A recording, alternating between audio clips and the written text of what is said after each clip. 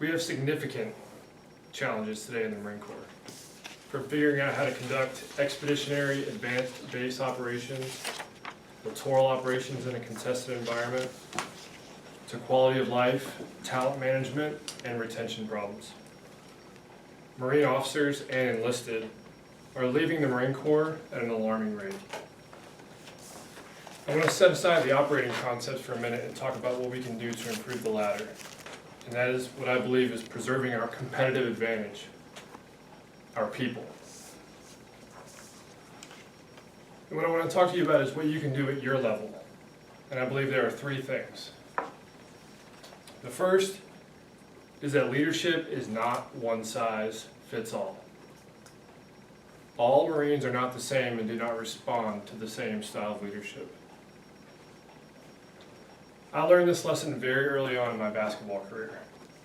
There were players who responded well to yelling and screaming because it fired them up and increased their performance. While there were other players who responded better to being pulled aside and quietly coached through their challenges or issues. And I found this to be consistent with my leadership experience in the Marine Corps. There are Marines who respond well to challenge, while others respond better to positive affirmation. Some Marines need additional guidance and direction, while others are what we call fire and forget weapon systems. They can be issued a task, I can walk away, forget that I even gave them that task, and it'll get accomplished. Just like those better coaches, the key here is understanding that these different situations each require a different leadership approach, and not making the mistake in assuming that your Marines will adapt to your one style of leadership. There's an old saying, if all you got is a hammer, everything looks like a nail. And my challenge to you is to figure out how to walk around with more than just a hammer.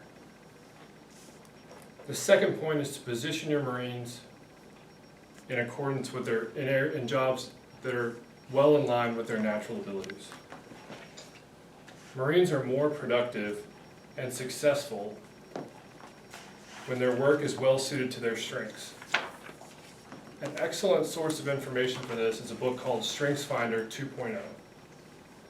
The author utilizes an equation to illustrate that we're far better off investing in a person's natural abilities than trying to improve on their weaknesses. And the equation is talent times investment equals strength. So talent here refers to your naturally reoccurring patterns of thoughts, behaviors, and abilities. And investment is the time or effort you put into developing those talents. So I'm going to use an example here to illustrate this point. Let's say that Tetjana and I both work for the same company, and our boss wants to establish a language training program. Now, Tetjana speaks 2 languages, and I only speak 1. So let's say her natural talent in this area is a 5, and I'm a 1. But let's say we both invest the same amount of time into this talent. I'll give each of us a 5. Tetjana's potential is a 25, while mine is a 5. But this is the important part.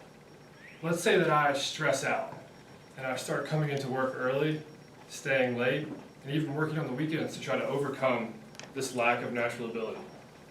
And my investment increases to a 10. I still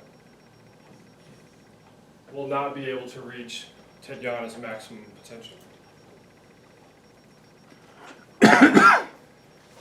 This is part of a larger talent management problem within the Marine Corps.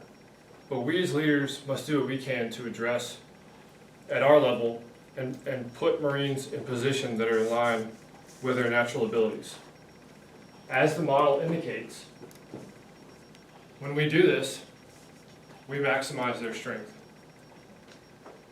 And Marines that are employed in this manner are much more engaged, productive, and less stressed. My last point. So how do you know which leadership approach is best and how best to position your Marines? You get to know them and you're approachable. Strong leaders care for and know their Marines. They make a conscientious effort to engage, observe, and connect with them, to find out about their strengths, weaknesses, accomplishments, and concerns, both at work and at home. General John A. Lejeune said, "The Marine officer must not place himself on a pedestal and exercise command from a position far above the heads of his men. But he must come down to the ground where they are struggling and mingle with them as a friend and as a father." Strong leaders are approachable. My dad taught me this at a very early age. Leaders keep lines of communication open. And I've found this to be true. The better leaders I've served under were those I felt like I could talk to, they were willing to listen, and they valued my input. I tried harder because I felt a connection with them. And because of that connection, I did not want to let them down.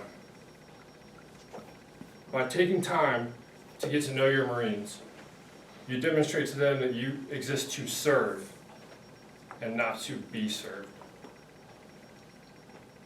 Regardless of our operational concept moving forward, I truly believe that people will continue to be our competitive advantage. What I've talked about today is doing what you can at your level to engage and connect with your Marines, apply the right type of leadership, and to position your Marines in areas where they can excel. If we incorporate these three things, we can truly preserve this advantage.